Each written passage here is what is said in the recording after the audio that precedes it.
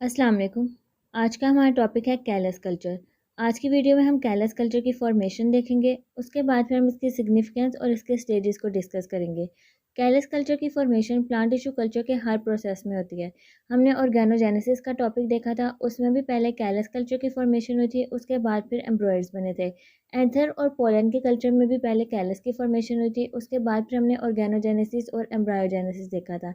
इस तरह हम प्रोटोप्लास्ट और मेरिस्टम की कल्चर भी देखेंगे, उसमें भी हमारी कैलस की फॉर्मेशन होगी। इसलिए ये टॉपिक बहुत इंपॉर्टेंट है, आप इसे अच्छे से समझिएगा। कैलस हम मैस ऑफ सेल्स को कहते हैं जो कि अनडिफरेंशिएटेड और अनस्पेशलाइज्ड होते हैं। कैलस कल्चर में हम कैलस की प्रोडक्शन और मेंटेनेंस करते हैं। ये प्रोडक्शन और मेंटेनेंस हम सॉलिडिफाइंग न्यूट्रिएंट्स में एसेप्टिक कंडीशन के अंदर करते हैं। इस सॉलिडिफाइंग न्यूट्रिएंट्स में हम कैलस की फॉर्मेशन भी करते हैं और उसकी मेंटेनेंस भी करते हैं। जैसे कि इस डायग्राम में ये कल्चर मीडियम है, इसके अंदर न्यूट्रिएंट्स प्रेजेंट है और ये मैस ऑफ सेल्स की फॉर्मेशन हो रही है। मैस ऑफ सेल्स हमारे पास कैलस है। इसके अलावा कैलस कल्चर की डिफरेंट यूजेस भी है, जिसमें हमारे पास सेकेंडरी मेटाबोलाइट्स की प्रोडक्शन आ जाती है। सेकेंडरी मेटाबोलाइट्स में हमारे पास एंटीबायोटिक्स आ जाते हैं। इसके अलावा ये प्लांट रीजनरेशन के लिए भी यूज़फुल है। प्लांट रीजनरेशन में हमारे पास ऑर्गेनोजेनेसिस और एम्ब्रायोजेनेसिस आ जाते हैं। पहले हमारे पास कैलस की फॉर्मेशन होती है, फिर हमारे पास एम्ब्रॉयड्स बनते हैं और फिर उन एम्ब्रॉयड से हमारे न्यू प्लांट्स बनते हैं। नेक्स्ट हमारे पास है टाइप्स ऑफ कैलस कल्चर। इसकी हमारे पास दो टाइप्स है, कॉम्पैक्ट कैलस और वेरिएबल कैलस। कॉम्पैक्ट कैलस के सेल्स बहुत डेंसली एग्रीगेटेड होते हैं और वेरिएबल कैलस के सेल्स लूजली एसोसिएटेड होते हैं। इसके अलावा वेरिएबल कैलस बहुत सॉफ्ट हो जाते हैं, जिसकी वजह से ये ईजिली ब्रेकेबल होते हैं। जैसे कि इस डायग्राम में ये कॉम्पैक्ट कैलस है जो कि बहुत डेंसली एग्रीगेटेड है और ये वेरिएबल कैलस है जो कि बहुत ज़्यादा सॉफ्ट है। Stages of callus culture. Callus culture के हमारे पास तीन स्टेजेस हैं, इंडक्शन, प्रोलिफरेटिव स्टेज और मॉर्फोजेनेसिस स्टेज। इंडक्शन में हमारे एक्स प्लांट सेल की डी डिफ्रेंशिएशन होती है और हमारा जो सेल है वो डिवाइड होना शुरू हो जाता है। प्रोलिफरेटिव स्टेज में हमारी सेल की डिवीजन होती है और मॉर्फोजेनेसिस स्टेज में हमारे पास एक ऑर्गेनाइज स्ट्रक्चर की फॉर्मेशन हो जाती है, जिससे फिर हमारा न्यू प्लांट रीजनरेट हो जाता है। Steps of callus culture. Callus culture के स्टेप्स में हमारे पास सबसे पहले आ जाता है selection and collection of explant material. फिर हमारे पास है preparation of culture media, surface sterilisation of explant material, preparation of explant, inoculation of explant in culture medium, incubation of culture, sub culturing और regeneration of plant from callus. ये सब steps हम plant tissue culture के हर process में देखते हैं, बस इसमें थोड़ी बहुत वेरिएशंस आ जाती है, जिसमें मेन हमारे पास एक्सप्लांट है। एक्सप्लांट प्लांट का वो पार्ट होता है जिसे हम रीजनरेशन के लिए यूज़ करते हैं। जैसे ऑर्गेनोजेनेसिस में हमने लीफ लिया था, एंथर और पोलन कल्चर में हमने फ्लावर बड लिया था, मेरिस्टम कल्चर में हम मेरिस्टम सेल्स वगैरह लेंगे। तो अब हम इन स्टेप्स की डिटेल देखते हैं। फर्स्ट स्टेप हमारे पास है selection and collection of explant material. इसमें कोई भी परमानेंट लेकिन लिविंग टिश्यू जैसे कि पेरेन्काइमा, कोरेन्काइमा, कॉर्टिकल टिश्यू, पिथ सेल, फिलोइम सेल, कैम्बियम सेल या फिर मेरिस्टम टिश्यू कैलस की फॉर्मेशन में हिस्सा ले सकते हैं। इस प्रोसेस में हम फॉर एग्जांपल कैरेट को एज एन एक्सप्लांट ले लेते हैं। सेकेंड स्टेप में हम कल्चर मीडिया की प्रिपरेशन करेंगे। ये प्रिपरेशन हम एक्स प्लांट की न्यूट्रिएंट रिक्वायरमेंट्स के मुताबिक करेंगे। इन न्यूट्रिएंट मीडिया में हम बस वही न्यूट्रिएंट्स डालेंगे जो हमारे एक्स प्लांट की ग्रोथ के लिए ज़रूरी हो। इसमें हमारे पास growth regulators, auxin, gibberellin, cytokinin, inorganic, organic nutrients, micro nutrients और मैक्रो न्यूट्रिएंट्स वगैरह आ जाते हैं। ज़्यादातर हम कैलस कल्चर में एमएस मीडिया यूज़ करते हैं। इस मीडिया में न्यूट्रिएंट्स डालने से पहले हम इसे ऑटोक्लेव में स्टेरिलाइज कर लेंगे, ताकि इसमें कोई भी बैक्टीरिया या माइक्रो ऑर्गेनिज्म या फिर कंटेमिनेंट्स वगैरह प्रेजेंट हो वो रिमूव हो जाए। प्लांट टिश्यू कल्चर के हर प्रोसेस में हम जो भी चीज़ यूज़ करेंगे, फॉर एग्जांपल कोई भी इंस्ट्रूमेंट या फिर कोई दूसरी चीज़, उसको यूज़ करने से पहले हम उसको स्टेरिलाइज कर लेंगे। थर्ड स्टेप हमारे पास है surface sterilisation of explant material. इसमें हमने जो एक्सप्लांट लिया था उसकी सरफेस की स्टेरिलाइजेशन करवानी है, ताकि उसके ऊपर कोई भी माइक्रोब या कंटेमिनेंट्स वगैरह है वो रिमूव हो जाए। सबसे पहले हम एक्सप्लांट को सिंपल टैप वाटर से वॉश करवाएंगे। उसके बाद फिर इसके ऊपर से वैक्सी, ऑयली या फिर ग्रीजी सब्सटेंसेस को रिमूव करने के लिए हम इसको लिक्विड डिटर्जेंट से ट्रीट करवाएंगे। इसमें हमारे पास टी पॉल है, इसको हमने 10 to 15 मिनट्स के लिए ट्रीट करवाना है। उसके बाद फिर 1 to 2 मिनट्स के लिए हम इसको 70% एथाइल अल्कोहल से ट्रीट करवाएंगे। फिर हम एक केमिकल स्टेरिलाइजिंग एजेंट लेंगे जो कि हमारे पास सोडियम हाइपोक्लोराइड है, उससे फिर हमने इसकी ट्रीटमेंट करवानी है और फिर लास्ट पे हम इसको डिस्टिल वाटर से वॉश कर लेंगे, ताकि उसके ऊपर कोई भी केमिकल या फिर डिटर्जेंट वगैरह रह गया हो वो रिमूव हो जाए। नेक्स्ट स्टेप हमारे पास है प्रिपरेशन ऑफ एक्सप्लांट। एक्सप्लांट की सरफेस स्टेरिलाइजेशन तो हमने कर ली है, अब हम इसको स्मॉल पीसेस में कट करेंगे। ये पीसेस हमने स्टेरिलाइज नाइफ से करनी है। इसमें हमने कैरेट को एज एन एक्सप्लांट लिया है, इसलिए हमने कैरेट को स्मॉल सर्कुलर पीसेस में कट कर लेना है। फिर हमने एक्स प्लांट की इनोकुलेशन करवा देनी है। एक्स प्लांट को हम कल्चर मीडिया में इनोकुलेट कर देंगे, मतलब हमने एक्स प्लांट को एसेप्टिक कंडीशन में न्यूट्रल मीडिया में ट्रांसफ़र कर देना है। ये न्यूट्रल मीडिया हमारे पास एगर से सॉलिडिफाइड होगा। न्यूट्रल मीडिया में एक्स प्लांट को डालते ही हमने इसको कॉटन से कवर कर देना है।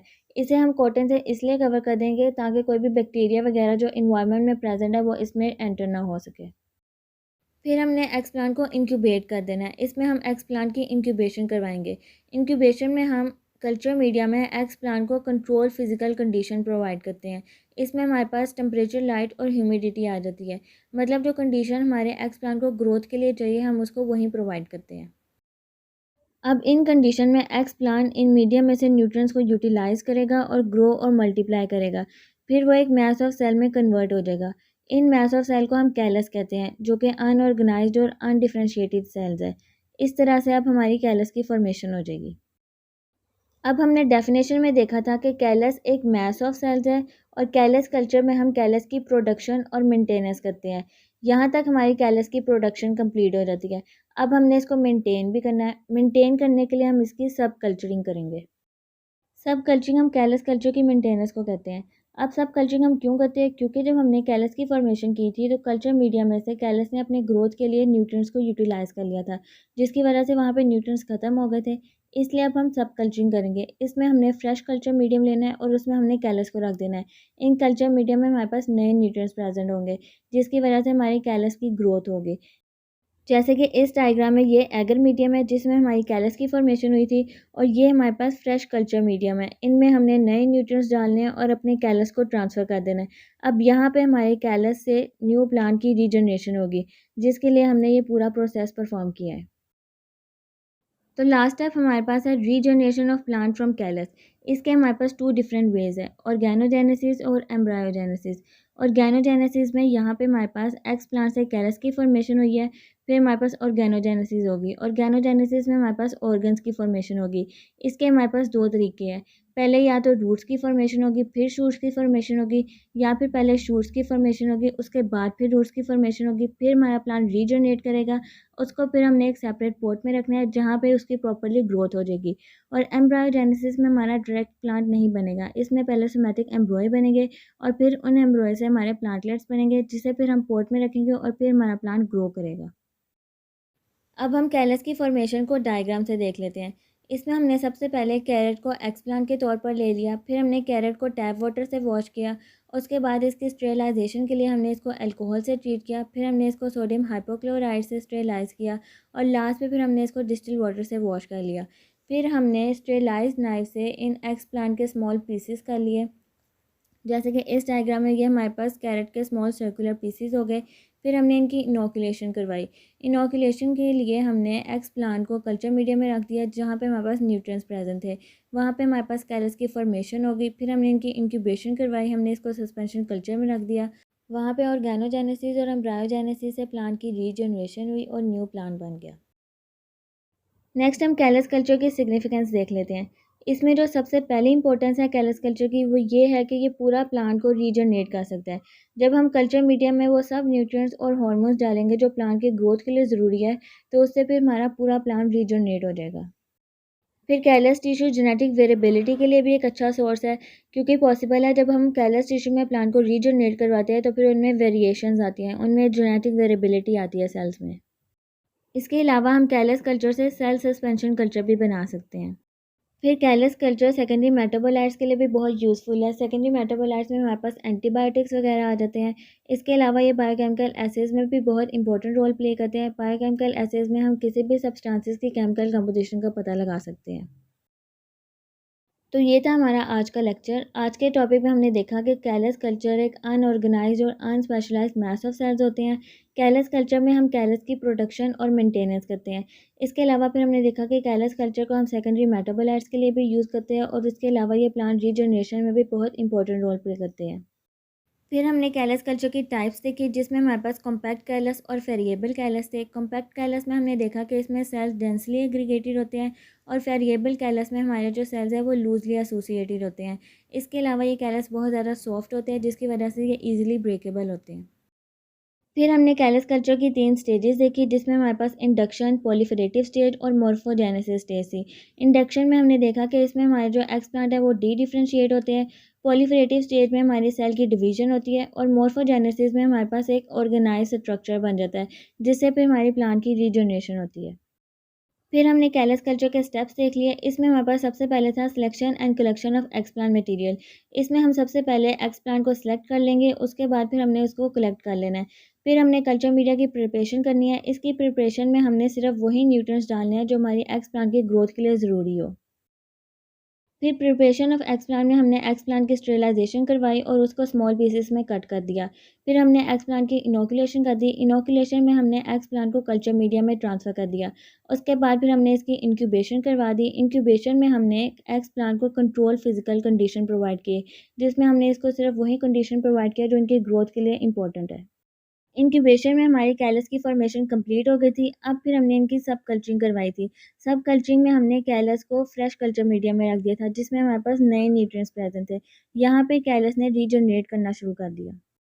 फिर रीजनरेशन में ऑर्गेनोजेनेसिस और एम्ब्रायोजेनेसिस से हमारी प्लांट की रीजनरेशन हो जाएगी और न्यू प्लांट बन जाएगा। तो इस तरह से हमारी कैलस कल्चर की फॉर्मेशन कंप्लीट होती है। ऑर्गेनोजेनेसिस और एम्ब्रायोजेनेसिस लॉन्ग क्वेश्चन के पॉइंट ऑफ व्यू से एक कंप्लीट टॉपिक है। ऑर्गेनोजेनेसिस का लेक्चर मेरे चैनल पे अवेलेबल है, अब वहाँ से एक दफ़ा देख लेना ताकि आपको अच्छे से समझ लग जाए। और एम्ब्रायोजेनेसिस को भी हम अपनी फर्दर वीडियोस में डिस्कस करेंगे। इसके अलावा आप जो टॉपिक समझना चाहते हैं वो आप मुझे कमेंट बॉक्स में बता दें। मेरी वीडियो अच्छी लगी तो अपने फ्रेंड्स और क्लास फेलोज़ के साथ भी शेयर कीजिएगा और मेरे चैनल को भी सब्सक्राइब करें।